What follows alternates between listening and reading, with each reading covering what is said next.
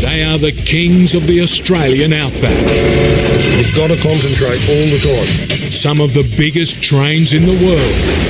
Things go wrong with these things. Normally makes a big mess. On epic journeys through a hostile continent. I don't know what we're going to do. Just slow down and blow the horn. A nation depends on them. Oh God, boys, get into it. And the teams that keep these metal monsters on the tracks. Hauling huge loads of food, freight and mineral riches across incredible distances. But we are out in the middle of nowhere, that's for sure. Big trains, big country.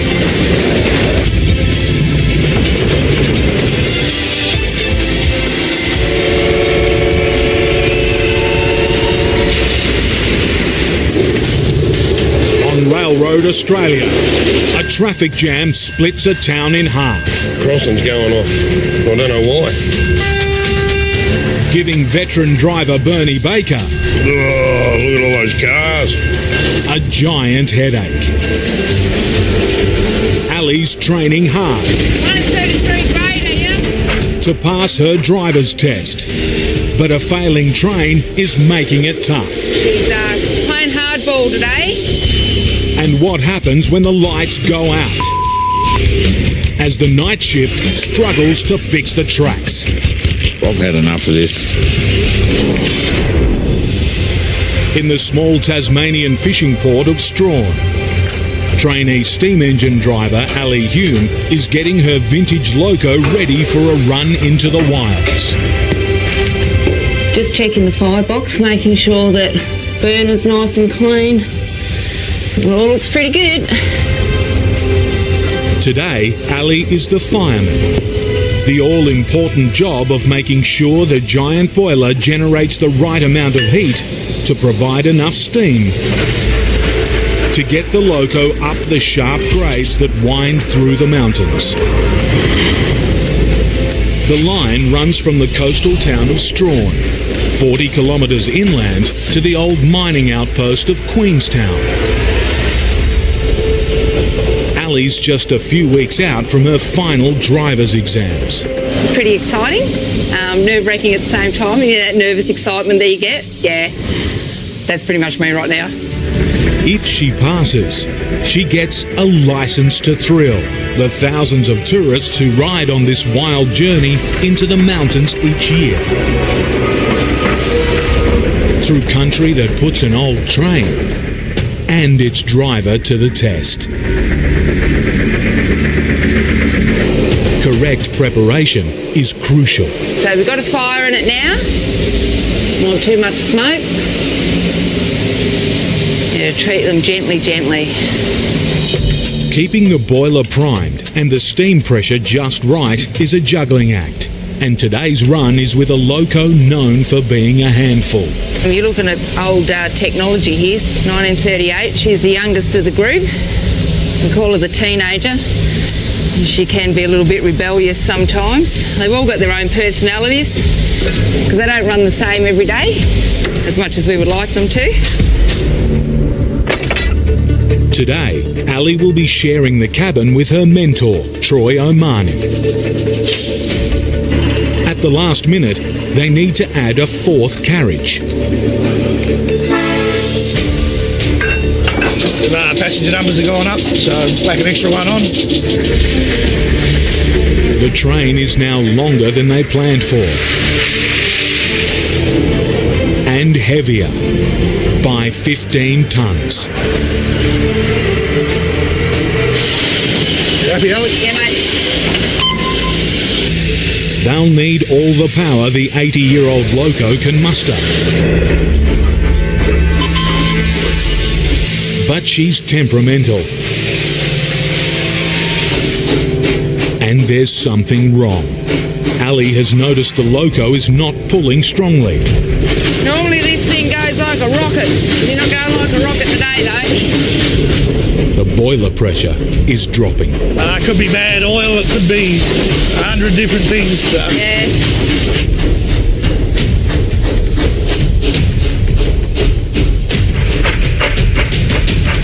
they've lost all power.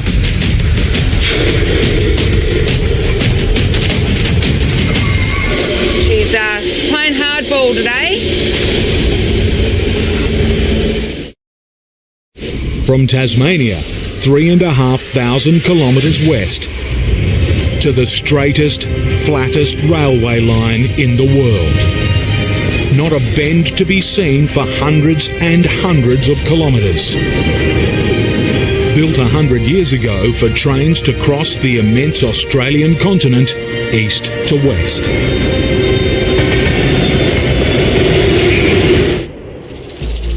Dotted along the line are some of the loneliest outposts on Earth. Tonight, the town of Rawlinna is preparing for its weekly visit from one of the world's most famous passenger trains, the Indian Pacific. On a 4,500 kilometre journey from Perth to Sydney, one of the longest train trips in the world. As the sun starts to set, 200 kilometres from Rawlinna, a track maintenance team led by Scott O'Brien is on the move. Transport on this line is worth an estimated $25 billion annually. If the trains are stopped, it would be easy for supermarkets and other businesses to run short of supplies. Passengers crossing the continent would be stranded. To make sure that doesn't happen, these maintenance squads travel hundreds of kilometres for days on end in extreme conditions, fixing danger spots on the line. Be between 45, 50 degrees for a good 6-7 days straight. I've been out here and seen crows falling out the sky because it's been that hot. To find the faults, Scott relies on track inspectors like Jamie Retallick. They patrol the rail each day. It's no man's land. Once you get out past the last cattle station, you're on your own. Riding the rails in specially modified trucks, looking for trouble spots. It's wear and tear on the wing rail.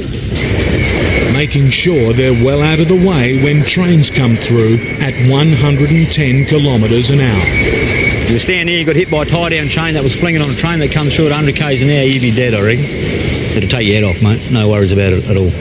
Then at night, when there's less rail traffic, tamping crews move in to level the track. And welding teams, all making sure this vital track stays open.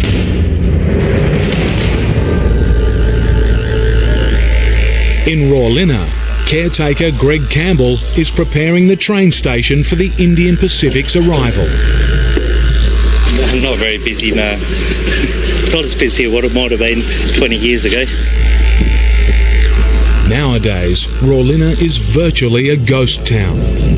Greg and a kangaroo shooter are its only residents. The Indian Pacific is stopping here to let passengers experience an evening in the outback.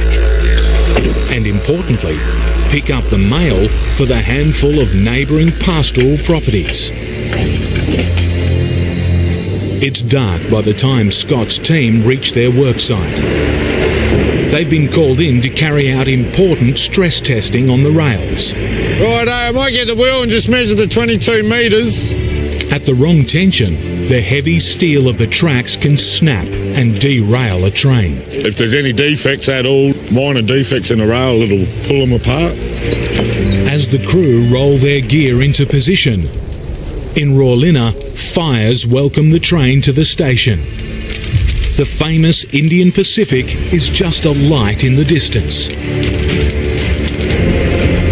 Inside the comfort of the train, the passengers are unaware that in the darkness ahead, Scott and his small army of maintenance workers are toiling deep into the night to ensure their safety.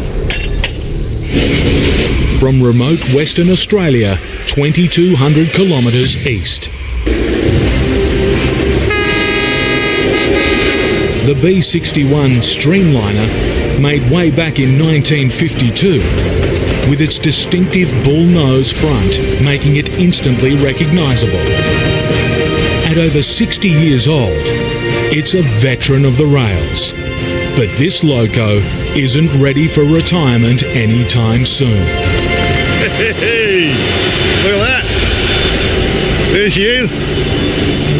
Today, the B61 is booked for a round trip through the eastern wheat belt to fill up 19 grain wagons. From Dubbo, about 5 hours east of Sydney, to a rail siding at Narromine, nearly 40 kilometres up the line. It's going to be reunited with its greatest admirer. Beautiful. Absolutely beautiful. The man who's going to be driving her, Bernie Baker. This morning, Bernie's company has a treat in store for him. 2 years ago, they named the black and yellow B61 the Bernie Baker, in honour of his 34 years' experience. B61, the Bernie Baker. Bloody hell. Bernie Baker hasn't yet driven the Bernie Baker. But this morning, the company's pairing them up for the wheat run. This will be the first time I've been on it since it's been named. Oh, we better jump up and start the old girl. Let there be light.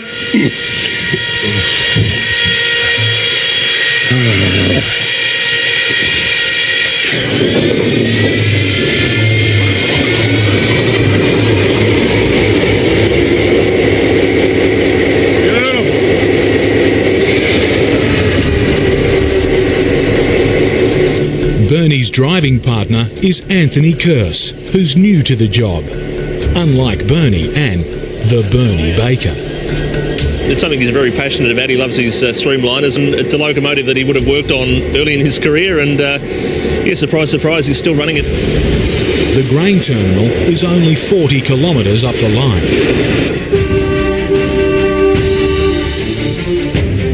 You won't be able to wipe the grin off my face today.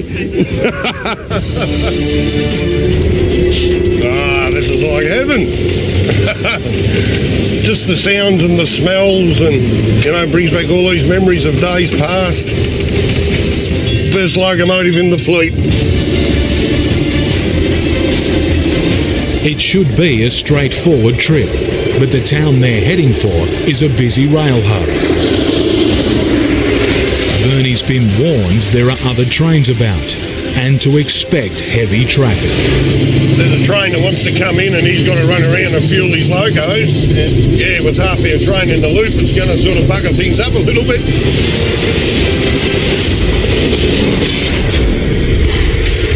In Tasmania, the West Coast Wilderness Steam Train, pulling 4 carriage loads of passengers, has lost power. She's playing hardball today. As the fireman on board, it's trainee driver Ali's job to fix the problem. So we're just getting our boiler pressure back, get a bit more water in. Got to give her a little bit of TLC. She's hoping recharging the old boiler will give them the power they need. Might go with that, Ali. Right, mate.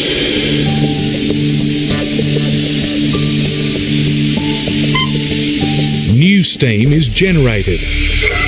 The loco finds an extra lease on life.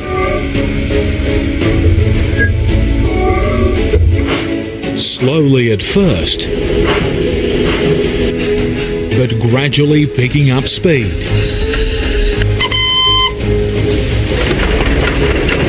Ali and Troy need to watch for signs of how the loco is running. Oh, I'm just looking at the smoke, going out, coming out the stack.